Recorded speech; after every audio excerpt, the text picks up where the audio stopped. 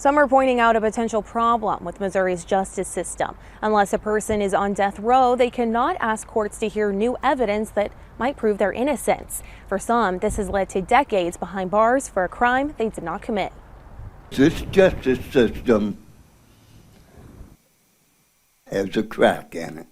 Rodney Lincoln served over 36 years in prison despite his innocence. New DNA evidence and witness testimony came forward years later that proved he was innocent, but the courts still had no power to release him. Lincoln was only released from prison but not pardoned by a governor order in 2018. By then, his children had gone from teenagers to grandparents, and he missed every milestone.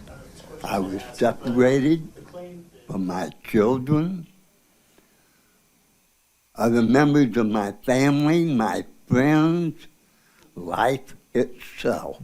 A bipartisan bill sponsored by Republican Representative Terry Violet and Democratic Representative Kimberly Ann Collins would clear a path for people in Lincoln's position to prove their innocence.